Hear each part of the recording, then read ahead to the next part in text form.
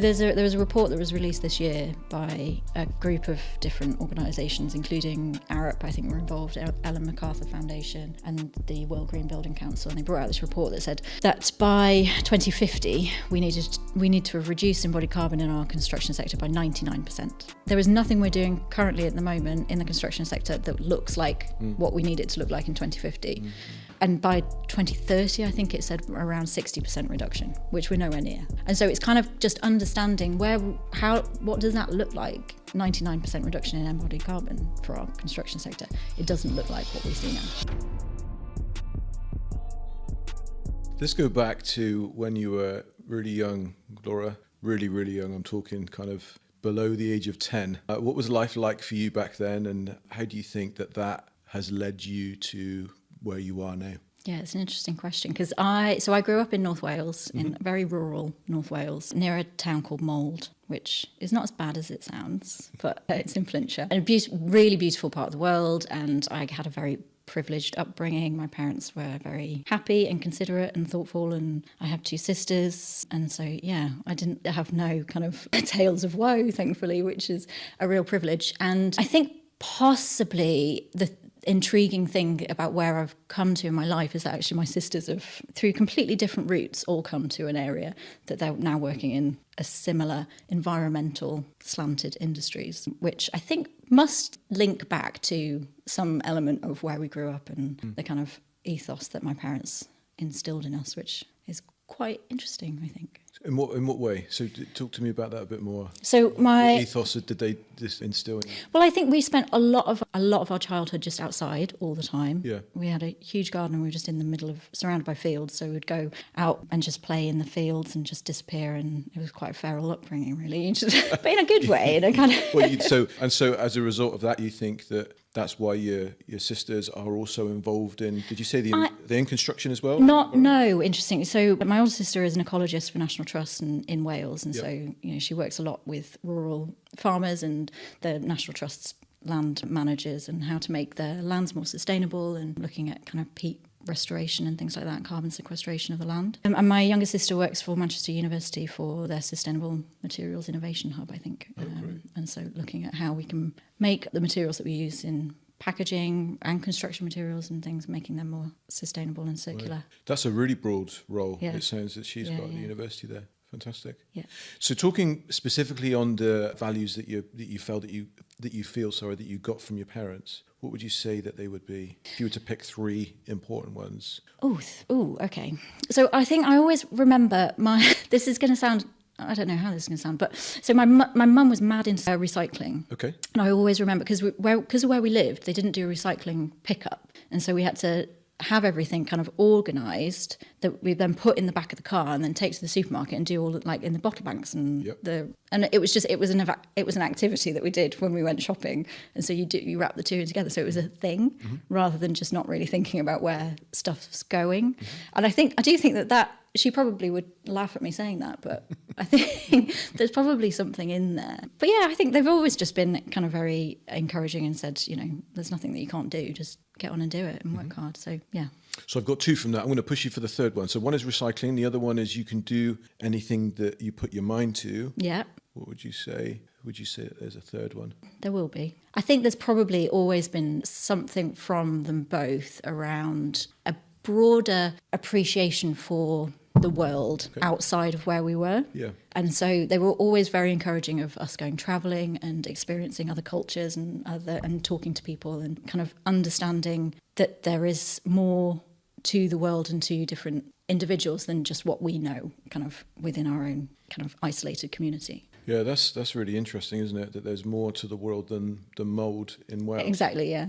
Which is great. I've never been to Mould. I've never actually heard of it, but it sounds like it's in a very green spot, and it is, yeah. urban. So, well, now if you're a football fan, aren't you? I do like football. So it's not that far from Wrexham. Okay. And it's about 25 20 minutes from Wrexham. Okay. And it's a market town. It's very famous for its farmers market, but it is surrounded by kind of rolling hills and the Clwydian Valley and things like that. Good. And so growing up then, did you travel much on holidays as a family? And We went go and camping a lot. experience? Yep. Lots of camping. Again, kind of just where I really remember when I must have been like 13 or 14 or something. My cousin, who was older, took a gap year, and it was the first time I'd heard what a gap year was. And I saw him after he'd been, and he was talking about his time and what he did, and he went to Africa. And I was like, and that was the only thing that I knew when people said, what do you want to do when you grow up? And I was always like, I want to travel. I want to go and see different places. And so, yeah, I just vividly remember that. And so I was very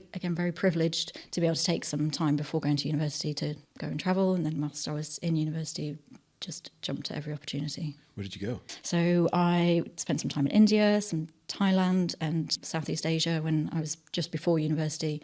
And then after my first year, I went to South America and went to Venezuela, Colombia and Ecuador. And then I took a break between jobs after I'd done my part 3, the third part of being an architect, and went back to South America for 3 months. And what would you say that you learnt from your travelling experiences, if you were kind of to condense that down into a bite-sized bit of advice or a bit of learning, what would you? I think that it strikes me that everyone is different, but actually everybody does kind of care about the same thing. Everyone wants their family to be well and safe, and want to be able to provide sufficiently for their family. And I think that that's universal. And so it's kind of finding common threads of how you can talk to people about issues that they might seem to have a different opinion on, I think is quite interesting. These experiences that you have had have clearly shaped who you are and how you think today. Yes, exactly. And I think the thing that I am very conscious of is how much those experiences have shaped who I am today, but I'm kind of also aware of the fact that, because now I personally don't really like flying for long distances, and definitely don't for kind of shorter trips, but that my son, who's 4, is going to have a very different kind of journey to get to the same age as me as I've had. What do you think that could look like for him? I don't know. I'm hoping that it is positive, but I think it's going to be a very different world, isn't it? I think it's unavoidable.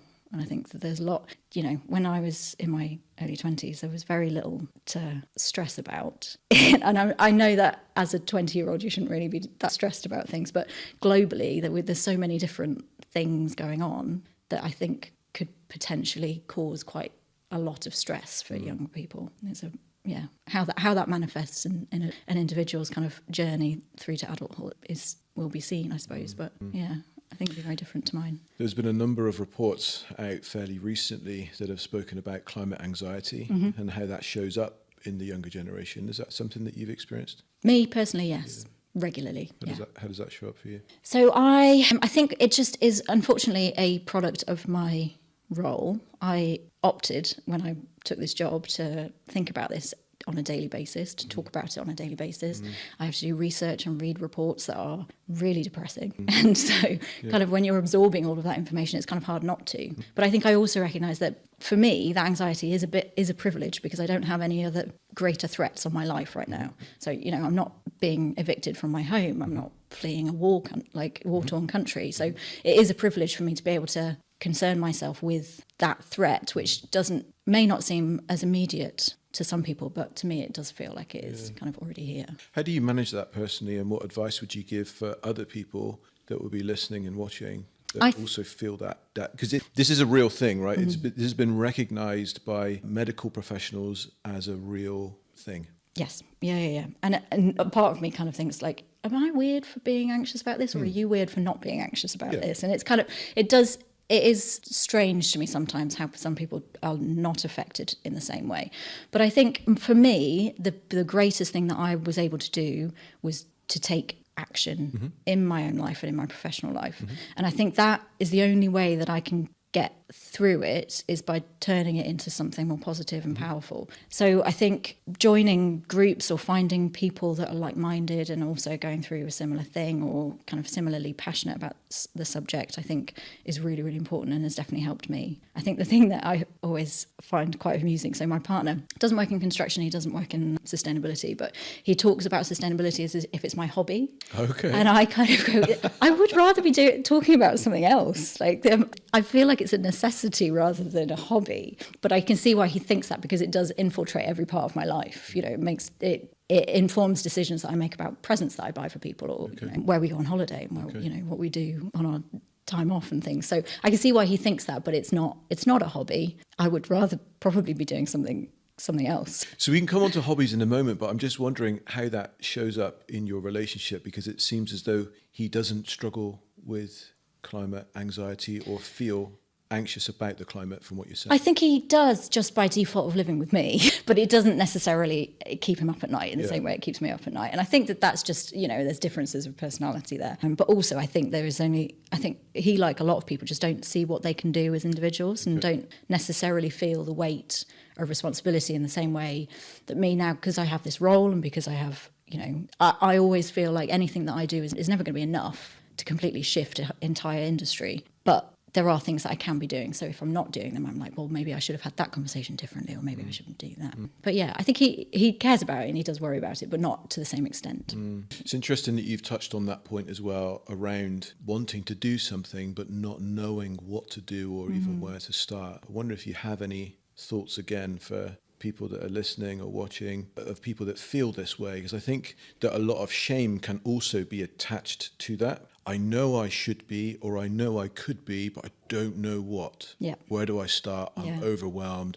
Then I think the story can then be, I need to beat myself up because that means I'm a bad person because everyone else is getting it right and I'm getting it really wrong, which then is a really negative place to be as well. So what advice would you give or suggestions would you give for someone that's suffering or feeling that they're caught in that loop? Yeah, it's a really good question. I think firstly, nobody's getting it right at the moment, and that's fine. We don't need everybody to be perfect. We need people to just be better. Secondly, I think there's something in recognising that you're part of a system. We're all part of a system, and our sector, our industry is part of a bigger system. And that system is fundamentally broken. And there's only so much we can influence that. And so you almost have to kind of work from your sphere of influence of, okay, well, this is my life. This is how I can live differently or make decisions differently or have different conversations. And I think that's the best place to start. And a lot of it is conversations, because the more you talk, people will think that it's easy to think that you're on your own and you're the only person that feels this way. But actually, a lot of people will share those same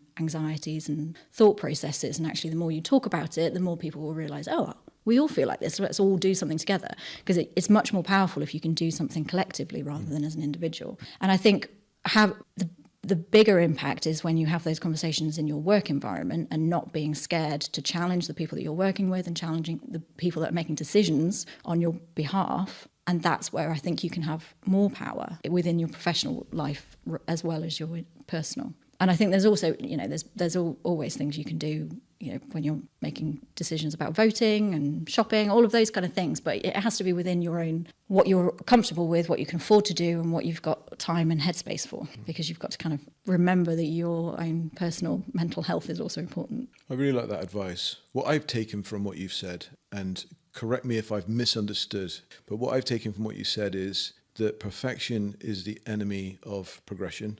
And what we're looking at is progression. You can't do everything, so don't try. And start from what you can control and what you can affect. And also be grateful about that, because there's always lots of things around that are not ideal and that we can be ungrateful for. But for your own sanity, well-being and energy, if you're grateful, that's going to put you in a better position. Absolutely. You put it much better than I did. Well done. That's what you said, but that's what I've taken from it. So thanks for that. I think that's really good place to start, because we all are in pursuit of perfection, I think, but I mean, you didn't use those exact words, but perfection really can be a great showstopper for progress.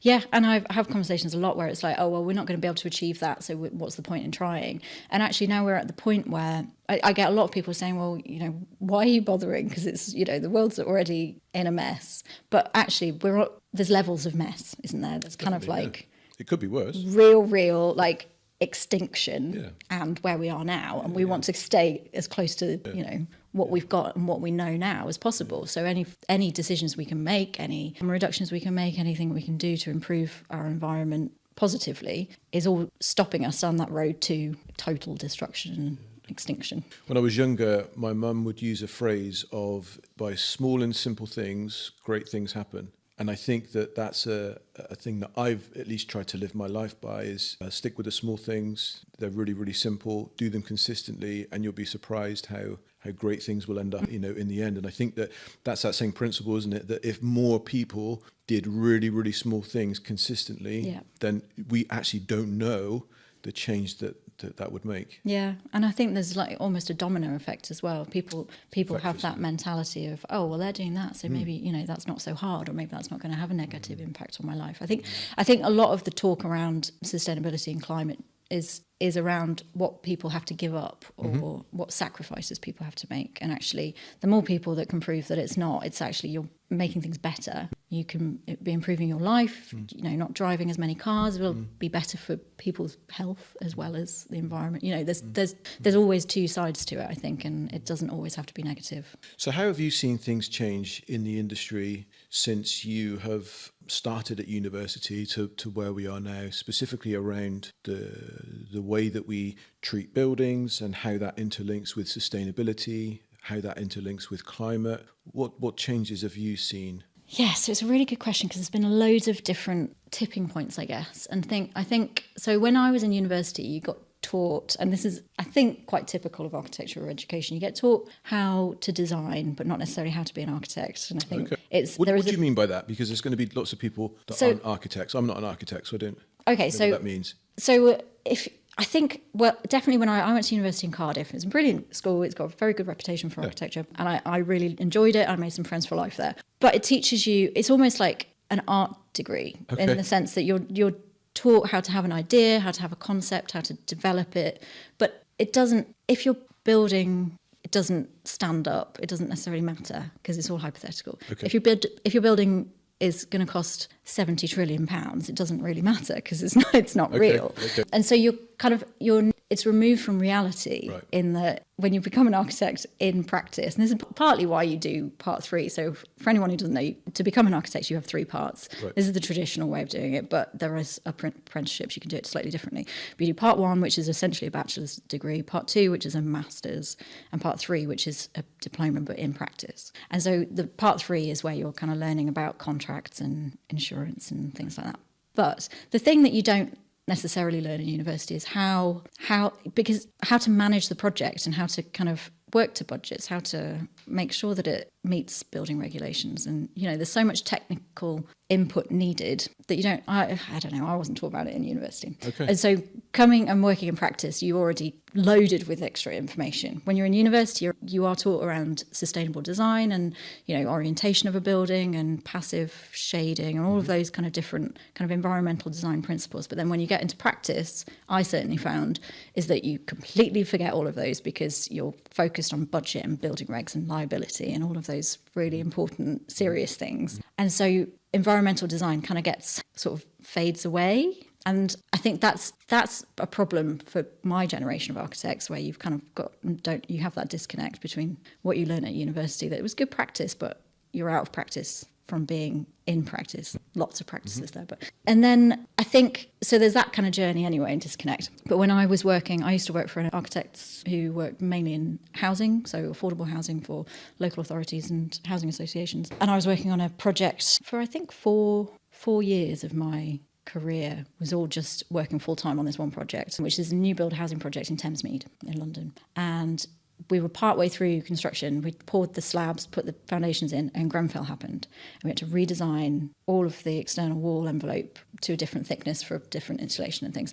And that really shook me, that whole event, as an architect working in housing, to see that tragedy and the way that's played out since. And I think that's had a huge knock-on effect to our industry in general. In a positive way or in a negative way? I think it's hard to say. I don't see any of it as positive. Okay. But it was necessary. I'm not talking about the event that's happened, that being positive and negative. I'm talking about the aftermath of Yeah, no, I think but what, I suppose what I'm getting at is what it has exposed in our industry is not positive, but it was necessary to get there. And it was it's been I think it's for me, the thing that's come out of it that's been less useful is the insurance issue and fire safety, because as particularly from a sustainability point of view, it's making timber construction really difficult, and that's a more sustainable form of construction. And so there's all of those kind of knock-on effects, and Grenfell wasn't made of wood, but it's kind of had that effect in a way that makes it more challenging to build a sustainable building. So are you saying then that as a result of Grenfell, that things have been exposed that wouldn't have been exposed any other way, or it's difficult to see how it would have been exposed? I think I don't know whether or not it would have been exposed any other way, but it's the whole. I don't know if you listened to any of the Inquiry, but there was a podcast about the Inquiry, which really so at the time my boss made us all listen to it, and I'm really glad he did, but at the same time it's really hard. But that kind of showed just this culture within the construction sector of blaming somebody else for something that you were supposed to be responsible for, and that is toxic. And I think it's not necessarily fixed it, but it certainly highlighted to me how damaged our sector is in certain areas. And I think also the other thing that it's highlighted, which again I don't know what positive outcome it's had yet, but it might in time, is around kind of performance certificates. And as an architect, you specify products, you get sent a certificate that says it's suitable for this location, and you specify it on that grounds. What Grenfell highlighted was that's worthless piece of paper in some respects, and so it doesn't lock in that design, does it? Yeah. So just kind of speaking about this in terms of the process. So the architect would specify not just the material, but the build-up of that material within the larger envelope. Yeah. And then when that gets down to the contractor and the subcontractor, so the men and women that are on the ground actually putting these things together, and then the people that are deciding what to buy, they don't go back to what the architect has specified and in every single case say, we're going to stick with that because someone comes up with a really good idea that says, if we change it, then we're going to save ourselves a load of money and that's going to make us look really good. That's what you're talking about here, right? Yeah, exactly. And so for people that have been in the construction industry for a significant period of time, will be in most cases really comfortable with that process, and will even celebrate that process because we've beaten the architect. The architect doesn't understand. Yeah. Yeah, you're laughing is because that's yeah, no, right. Yeah. And there's almost a bit of high-fiving, and we've done really well here because the thing that's driving this is money. It's cost, yeah. And cost. So I think that's interesting that you raised that as something that's come out as a result of Grenfell. And as I've thought about it, I don't know of any other way that would have been highlighted to the public in the way that it has at the moment. And this is going to sound really, really bad by me saying this, but that is a good thing. It's a good thing that it has been highlighted to the public, and it's a good thing that the industry then has had to answer questions and change approach as a result of what's happened. And I say that on the backdrop is it's a good thing that as a result of the Second World War, that there have been significant advances within technology and the way that we do things, because we benefit as a society now as a result of that. Now, I'm not saying war is a good thing and it needs to be advocated, and I'm not saying that the people that have lost their lives in the atrocities and the ripple effects that both of those disasters, if I use the right word there, have happened is a good thing, and we need more of them. I guess what I'm saying is that literally from the ashes of that, there have been these things that have grown up that have definitely been needed. So I think you're right to highlight that. Yeah, and I think it has, particularly in my career, and which is not as long as it will be by the end of it. So for those people listening, you are very far away from 70 or 65 or whatever the age of retirement is now.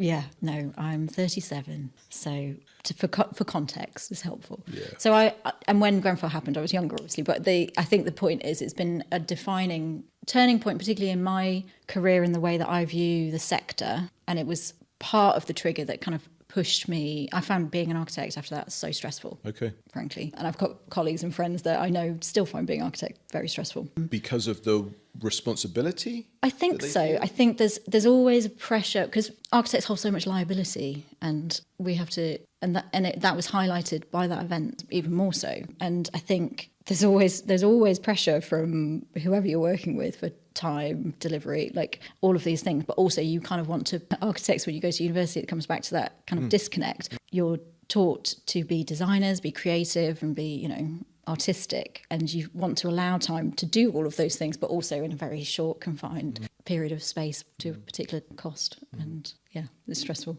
So going back to the original question, which was, how have you seen things change over that 20-year period? I've just made up a number there. Yeah, not quite. Since you were 20. Yeah. Is that right, when you started? So it's a long degree, isn't it? So yeah, I went to a university when I was 19, 20. Yeah.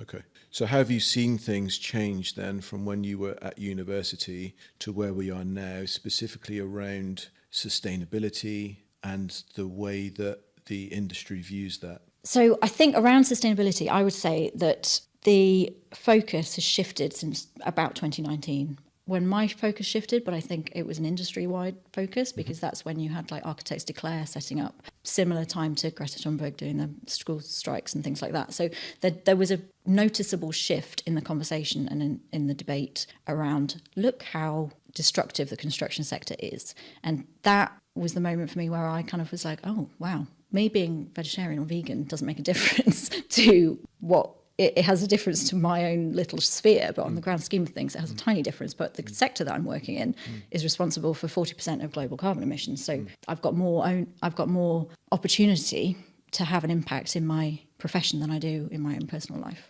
So I think that is a shift, certainly personal to me, but I think it's probably widely felt by the industry as a whole. And so the big change there was that architects were talking about it and wanting to kind of sign up to this declaration of Architects Declare and how do we run our businesses better, how do we run our projects better. And at the same time, there's a lot of local authorities signing up to declaring a climate emergency. So you've got local authorities committing to net zero by 2030, and which at the time didn't feel quite as close as it does now. And so I think there was a general shift of people making commitments but not necessarily sure how they needed to get there. And then I don't think it's necessarily shifted. I don't know so the UK GBC have brought out an update report on their carbon progress to net zero, and we're relatively far off where we should be. And so it's not shifted the sector and the way that we are working, but it shifted the conversation, I think. Which I think is a good thing.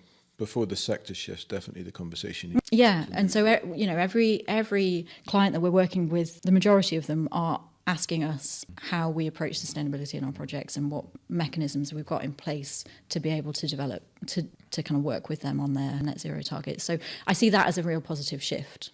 It's maybe not as quick as we need it to be going, but it's going. So what is it that you think that needs to happen to change it from the conversation to actually the action? I think there's a mixture of carrot and stick. Okay. So I think that there is a desperate need for some legislation. I talk to so many project teams and clients who are like, well, do we have to do this? If we don't have to do it, then why are we doing it? Why are we spending our money on it?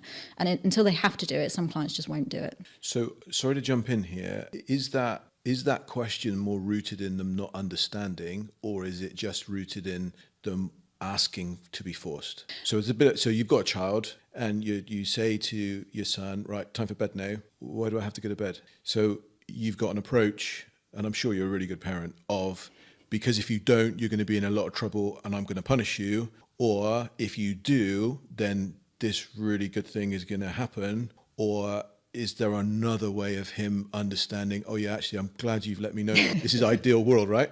I'm glad you've let me know, Mum. I'm going to get to bed because I know that, sleep, and please have my mobile phone because I know that really negatively affects me. So I guess the question I'm asking is that question asked by the client, why do we have to, or do we really need to? Is that for anything else than, or is there room for anything else than, this is a flag to say we need legislation here to... It's a good question, and I think it's important to interrogate it, because I think that it's probably a mixture, but I do think building regulation, so many clients will just meet building regulations because they have to, because they know that if they don't, it's breaking the law.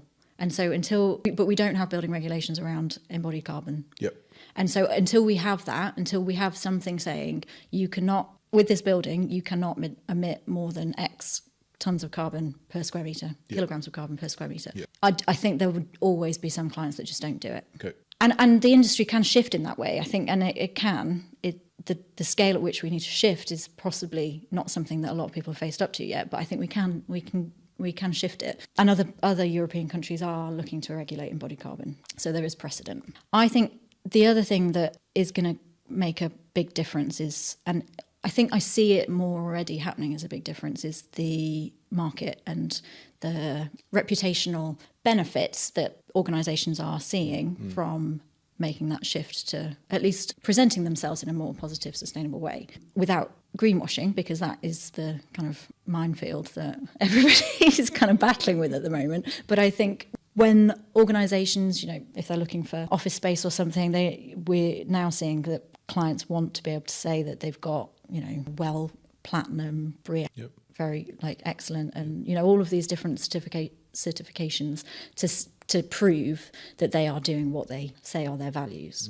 And so I think that is a shift that's already happening, and I think that is a good shift. And you say that this shift that you've noticed has predominantly been since 2019? I think even more recent than that, to be honest. I think since 2019, the architectural sector kind of did have a bit of a shift, and I think consultants kind of rallied together to try and move things along in the absence of any guidance from government and organisational bodies. But I think more recently has been the shift from clients and developers, and because I think a lot of them are realising how soon 2030 is and they've committed to targets. Yeah. Good. Is there anything else that you think that needs to happen or that we could do to change from just having a conversation to actually doing? I think being realistic about the scale of change that we need to do. And so as a sector, coming back onto embodied carbon, because I feel like operational carbon, should we assume that everybody understands what embodied carbon is? So that was going to be my next thing, is you just qualify what embodied carbon is, what operational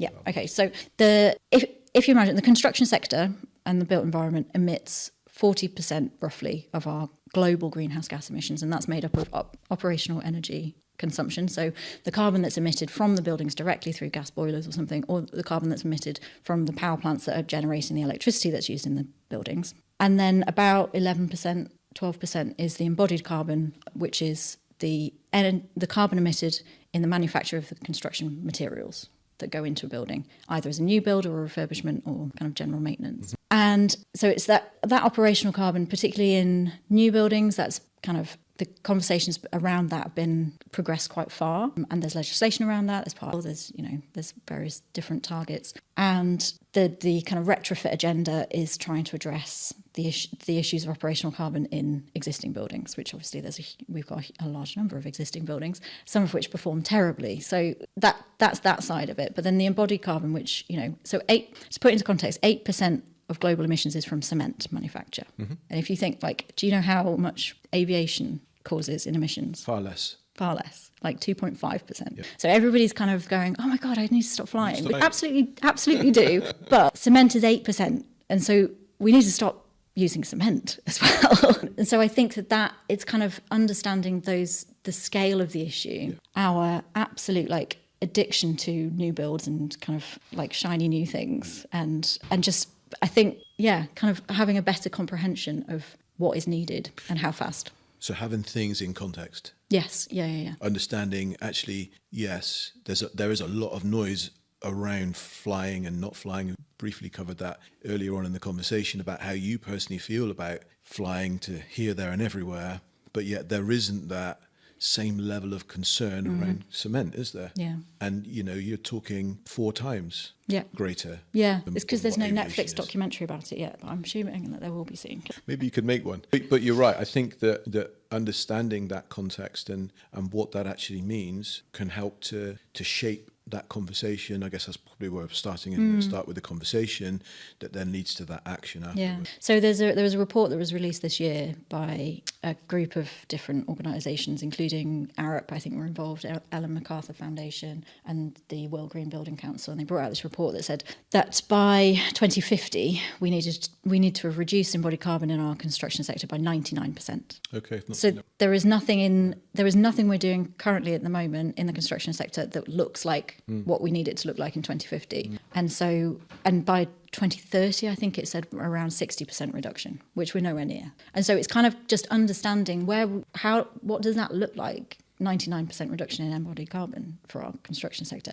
It doesn't look like what we see now. And then how can you take that into the context that we discussed before by doing small things consistently that will lead to that 99%? Because I think it's quite easy to feel overwhelmed at that 99%. Well, there's no point. Yeah. Why even bother? Yeah. There's no point trying. I feel overwhelmed by that. So what would you suggest? And I appreciate that you said that you feel overwhelmed, but what would you suggest as a starting point? So because most of the listeners of this are going to be construction sector professionals, right? So from that point of view, I think it is essential to start asking questions of people that we're working for and people that are financing the buildings that are going up and say, well, do you need a new building here? Can you use the building that's already there? Or can you, where can we get these materials from that aren't being mined somewhere halfway around the world? And it's having those challenging conversations that highlight the urgency, the challenge ahead of us, but also just kind of saying, okay, well, what can is there benefits to us reusing what we've already got? Because it might be cheaper as well. And it's kind of thinking, I think the circular economy is the only way that we're going to kind of get forward, in my view. There's no way we can keep extracting and just throwing stuff away because it's highly destructive. And so I think just being able to challenge us all to reuse things or be innovative and imaginative with what we've already got, I think is a good starting point. And it can be like fun and exciting and you can make some really cool things with it, I hope. I definitely think so. And, you mentioned about the listeners to this podcast predominantly are going to be within the construction industry. That may be the case, but it may not be. I think those people that are listening, and if they're shrewd enough to listen to the conversations, there's at least 3 business ideas that I've come up with as a result of these conversations. The reason I'm not pursuing them is because I've not got anywhere near access to resources to make it a viable product. But there is huge opportunity here for industry and for people and growth and development by solving these problems. Absolutely. So talking about solving problems, there's an organisation that you're involved with, and I think you've been involved with them fairly recently because they're a fairly new organisation that do in a massive way to solving the problems that we're talking about. Talk to us about LETI. Yeah, so LETI stands for Low Energy Transformation Initiative, LETI, so Google it. But they are, and talking about that kind of shift around 2019, I think that's when they started. And so it's a collection of like-minded consultants, essentially, a lot of really talented and clever engineers, architects, and people that were really trying to drive this agenda, but noticed that there was a gap in policy and guidance documents from other organisations. And so they have brought out a number of really brilliant reference guides and toolkits around net zero, how you achieve net zero and retrofit.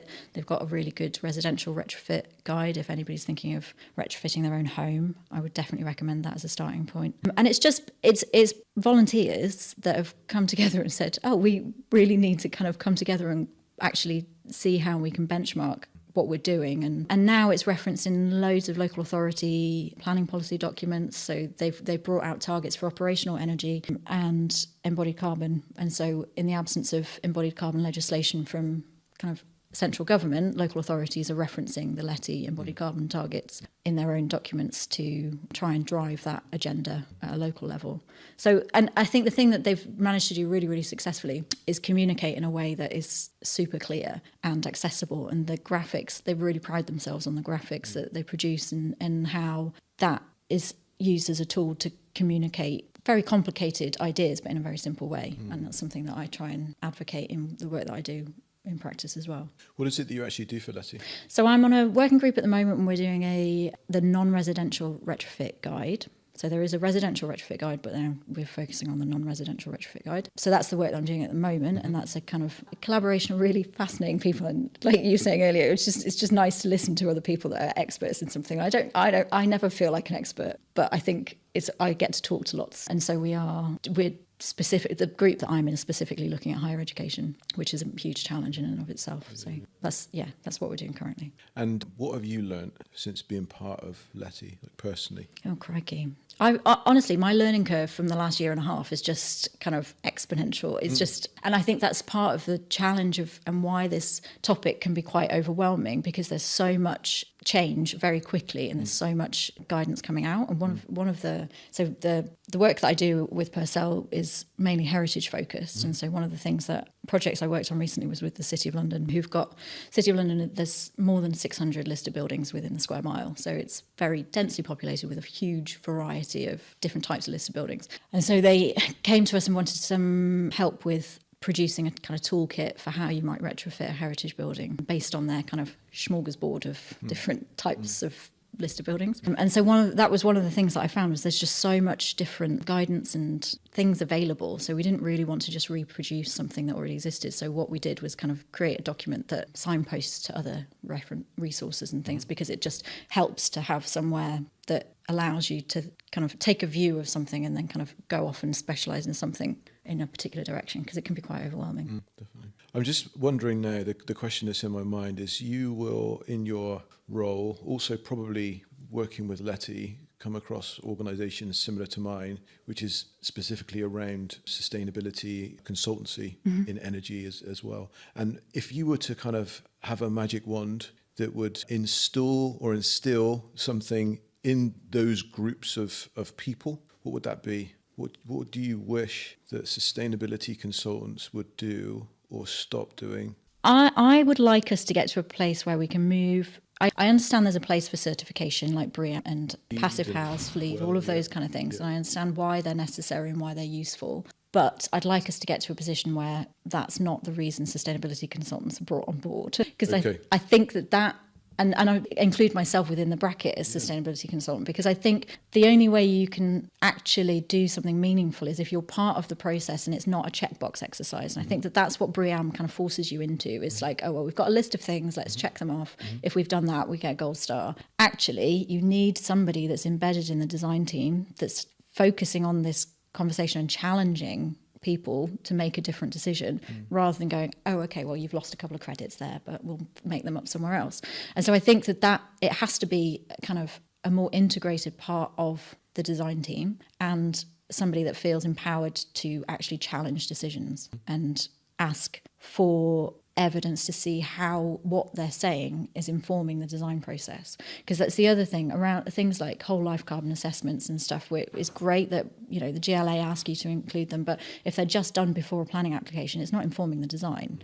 It's just being done as a afterthought. And so until you kind of, and I think it's hard sell for clients, but bringing as many people on as early as possible and making sure that in their scope they've got time to review iterations of design and not just go, okay, well, we'll just do it right before planning. Good. I like that. And what you're suggesting there is moving away from not just a tick box, but going to a place where you understand the value of something. Yes, yeah. So if I'm doing a tick box exercise, that's got no value apart from I just need to get it out of the way because someone's going to tell me off. Yeah. But if I understand the value of something, I'm going to approach it with curiosity, with energy, and with determination to do it as best I can. Yeah, definitely. I like that. Curiosity. Like it. So I think now we're in a good position to go to the demolition zone. Sure. Are you ready? Yeah. Let's do it. Welcome back. We are now in the demolition zone. You have created this wonderful structure. It looks very homely. Thanks. I'm wondering how you're going to describe this to the listeners. I'm wondering too. So I can see here, it looks like there's a fairly high-rise tower towards the front corner of this structure, and it's kind of, say, rectangular shaped, but it looks like a courtyard almost being supported around. But I'm giving up now describing what it is. I don't think it's that important. I think it's probably more what it represents. That's is the important thing. We were saying as I was building it, it was quite a mindful process of just like not really thinking about what I was doing. Great. So this is the outcome. Great. Be assured that when I was a practicing architect, I was probably better at designing. Oh no, that's good. I like that. That's just you're. I'm sure you were in a flow state. In fact, you were in a flow state. To be honest, you were just doing your thing, and it looks absolutely great. You gave me a lot of materials to work from, which kind of threw me. So, what does this represent? So, the myth that I would like to bust is the idea that value in the built environment is measured in costs per square metre, and that is fundamental to how I believe we can move forward as an industry in just appreciating the value of things that we already have and not getting so bogged down in capital costs today when we need to be having a much more long-term view. And I think it's kind of something that I've been exposed to more working in heritage because, as you know, the heritage sector, we kind of value buildings in multiple different ways, and it's not because of their value to be able to rent them at a particular price or sell them at a particular price. It's because we value them as an inherent part of our social identity and our history. And so I think there are definite lessons from the heritage sector in how we can value things slightly differently to cost. And I think we're starting to see it a bit more with terms like social value, you know, the impact that a project can have on a community, on skills, on jobs and training and things like that. But I think that we could go deeper with it. And I think it's important that we do to value the inherent energy that's been put into buildings that are already existing and their kind of material value, as well as the value that they regardless of whether or not they're listed, the value that they offer us as society. I like that. As you're speaking, I'm reminded of something that I'm probably going to get the phrase wrong, and I think the phrase goes along the lines of anybody can count the number of seeds in an apple, but no one can count the number of apples in a seed. Nice. So that value that's in a seed is only realized when it's nurtured, and it will go on and on and on and on. But if you just look at that seed just in an apple, that can be quite low in terms of its value if you just look at it from that perspective. Absolutely.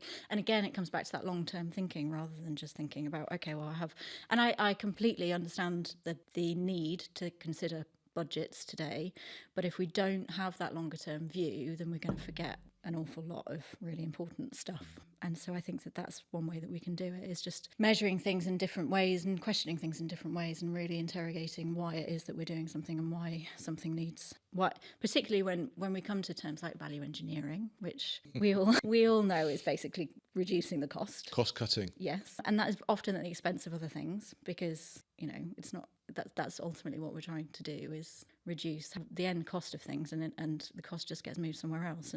And I've kind of come to think of it a bit like, you know, when you go, you know, if you're buying clothes and you go to one of the cheaper high street fashion brands, which I won't necessarily name and shame, but you know you can get more for your money, but those things aren't going to last as long. And it's that kind of throwaway culture that we have, and somewhere along that value chain, somebody's paying. It's cheap for a reason. It's not cheap because it doesn't cost that much to make. It's cheap because somebody's not getting paid properly, or because somebody's conditions are slightly worse than others. And I think you're just moving the cost of it to somewhere else. And I think that that's a real risk in the way that we currently operate.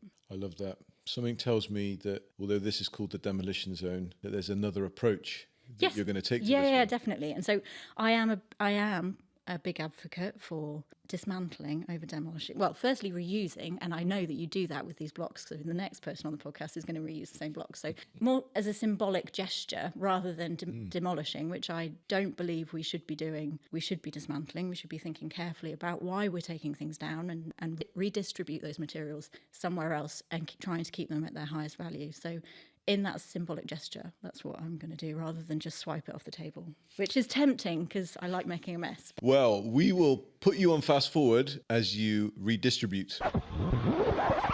Okay, so now this has been dismantled and it looks like it's in order, ready to be picked again and reused. So it's been great having you on the show here. I really do appreciate your time. And this time that we've spent together has just got me thinking, I wonder if there's anything that we haven't covered that you wanted just to make mention of, or if you have any nuggets to share with people as a parting gesture? Yeah, I guess it's just to reiterate, really, that I genuinely think that everybody's got a role to play and everybody does have some responsibility, but also some ability to influence. And whether that's somebody that's kind of quite junior, maybe doesn't feel like they have a voice, I think certainly from my position and my role, I would always advocate for people to just question and just ask the question, even if you think it's a stupid question. I constantly ask stupid questions and people constantly roll their eyes at me, but I don't care because I want to make sure that people are thinking about it. And so I would advocate for people being inquisitive and learning. I love that. Lifelong learning. There's no such thing really as a silly question. Exactly, yeah. Love that. So can you give me 3 things that someone needs to consider before coming into the sustainability industry? Yes, passion. You need to really care and you need to have a lot of energy would be my second thing. It's a marathon, it's not a sprint. And be prepared to feel like you're bashing your head against the wall, but know that you're not on your own. Love that. What 3 things do architects need to consider more when starting off a project? This is a big question, but what's already there, context, and how do you maximise what already exists on the site? What can we change people's expectations of what is expected on the site, and can we be more adaptable about our brief and what is achievable based on what's there? And also, I would ask architects to really interrogate what good looks like. Love that. What do students need to consider more when they are doing their part 3? I speak to a lot of students that are doing their part 3 and sustainability is becoming more of a focus. And so I think you can't start your part 3 without having a better awareness of how you can integrate sustainable environmental design into our profession. I also think that it's useful to have an idea of how sustainability drivers can help push clients' different perspectives and how you can frame what the client wants around sustainability drivers, regardless if that's not the first thing that they can, if that's not the first thing that's on their agenda, how can you bump it up the list by making it about, okay, marketing, or if they've got different priorities, how can you shape them?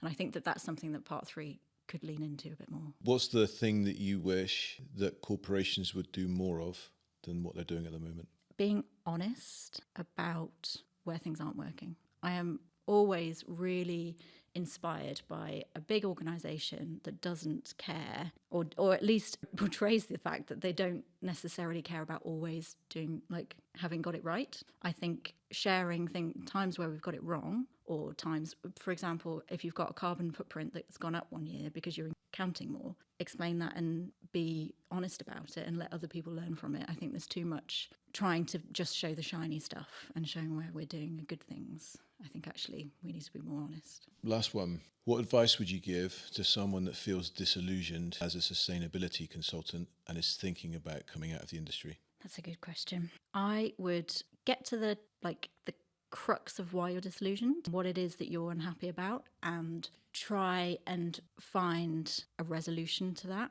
And it might be that you're not seeing enough impact quick enough, and I would definitely sympathise with that mentality. But I think that speaking to others in the industry, learning from others in the industry through avenues like this and understanding what others are doing, this kind of podcast is a perfect example of that. Know that you're not on your own, and that what you're doing does have impact. It might not be visible now, but know that it is impacting something somewhere.